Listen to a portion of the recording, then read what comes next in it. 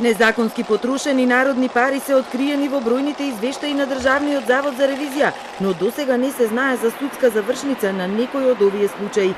Кога државните ревизори ќе утврдат незаконско работење или сомнежи за криминал, го праќаат извештајот до јавното обвинителство, Антикорупцијска комисија и МВР.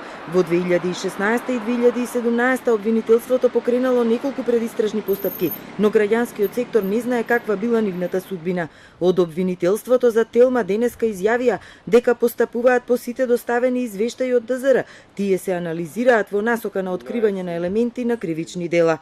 Во моментов во јавните обвинителства се оформени 5 предмети врз основа на конечните извештаи од ДЗР по кои активно се постапува. Додаваат дека ревизорските извештаи се обемни и сложени и бараат темелно проучување и анализа. Невладиниот сектор воочил дека ДЗР врши меѓу 50 и 60 ревизии во годината и дава препораки за подобрување, но дури 30 до 40% од нив институциите воопшто не ги есапат. Во минатите 2 години неодговорните трошачи заработиле само прекршочни пријави.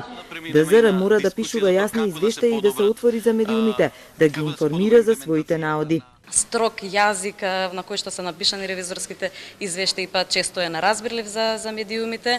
Токму медиумите и граѓанскиот сектор да ги притиснат институциите да ги почитуваат препораките.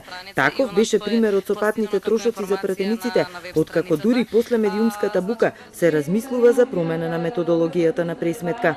Собранието треба не само да ги добива, туку и да ги разгледува ревизорските извештаи. Кога тие извештаи би се разгледувале јавно пред пратениците и самите раководители во институциите малку посериозно ќе ги земат овие извештаи. Британскиот амбасадор Гарет сугерира за јакнување на капацитетите на ДЗР, но и поголема соработка со другите институции. Треба да се воспостави комисија или подкомисија во рамките на парламентот што ќе ги разгледува извештаите што ги генерира Државниот завод за ревизија.